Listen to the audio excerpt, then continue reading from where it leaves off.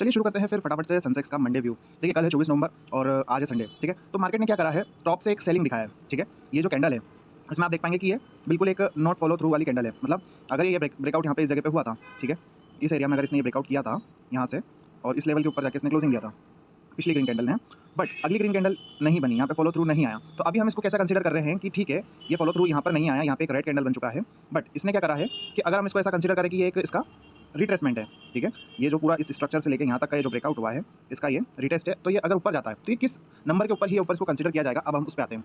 देखिए इंट्राडे के चार्ट पे हम चलते हैं और हम समझते हैं कि जब तक निफ्टी या सेंसेक्स आपका 85,600 के ऊपर प्रॉपर सस्टेन नहीं करता है, ये अगेन वापस सेल की तरफ आ सकता है। ये जो भी मैं बता रहा हूँ एजुकेशनल के पर्पस पे है, बाय सेल का इसमें कोई रिकमेंडेशन नहीं आपको मैं दे रहा हूँ। बट अगर ये बाजार by chance gap up open हो जाता है इन एरियाज पे, यहाँ पर अगर गैप अप ओपनिंग होता है 85,600 पे, तो मैं समझता हूँ अगर इसके ऊपर बाजार क्लोजिंग नहीं दे पाता है कि किसी भी 15-20 मिनट का कैंडल मान लो या फिर आप आधा घंटा कैंडल मान लो, 1 आवर मान लो, अगर इसके ऊपर सस्टेन नहीं करता है तो ये फिर वापस से इस तरह का डायरेक्शन आपको दिखा सकता है नीचे आने वाला, ठीक है। ये मेरा ओवरऑल सेंसेक्स को लेकर व्यू रहेगा। तो मैं सेल ऑन राइज के थोड़े से फेवर में हूँ, एटलीस्ट जब तक मुझे वन डे की एक प्रॉपर कैंडल, जैसे कल का ट्रेडिंग सेशन चलेगा तो मुझे 85,600 के ऊपर जब तक क्लोजिंग नहीं मिलेगी, मैं बाजार में सेल ऑन राइज को देखता हूँ। और मेरा जो डाउन साइड में सेंसेक्स को लेकर टारगेट रहेंगे, वो पहला टारगेट रहेगा 85,000 का, और उसके बाद जो टारगेट रहेगा मेरा वो 84,800 के आसपास मेरा रहेगा। तो ओवरऑल सेंसेक्स में मेरा व्यू सेल ऑन राइज का रहेगा, ठीक है। अब बात कर लेते हैं निफ्टी की। देखिए बाय मैं तभी करूंगा सेंसेक्स में जब मुझे ओवरऑल 85,600 के ऊपर क्लोजिंग मिलेगा इंट्राडे बेसिस में, किसी भी आधे घंटे की कैंडल का या 1 घंटे की कैंडल का, देन मैं उसमें सिर्फ इंट्राडे में ही बाय करूंगा। अगर क्लोजिंग आते वो 85,600 के नीचे जाता है तो फिर मैं अगेन उसको शॉर्ट में ही कंसीडर करूंगा।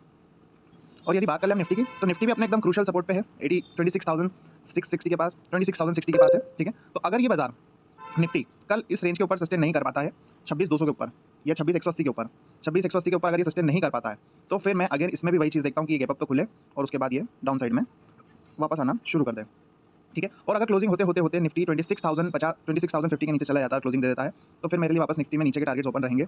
और जो पहला टारगेट मैं लूंगा इसमें वो लूंगा 25,950, और उसके बाद मैं जो लूंगा वो 25,850। तो बाजार में मेरा overall view sell on rise का रहेगा अंटिल और अनलेस जब तक ये 26,200 के ऊपर क्लोजिंग ना दे दे। तो इंट्राडे में भी मैं इसके ऊपर तभी बाय करूंगा जब 1 आवर की कैंडल मुझे इसके ऊपर क्लोज मिलेगी। और फुल डिटेल्ड एनालिसिस का वीडियो आपको मेरा इसमें यूट्यूब पे मिल जाएगा, यूट्यूब का लिंक बायो में दे रखा है, आप वहाँ से जाके फुल वीकली, डेली और सारा एनालिसिस आप वहाँ पे देख सकते हैं।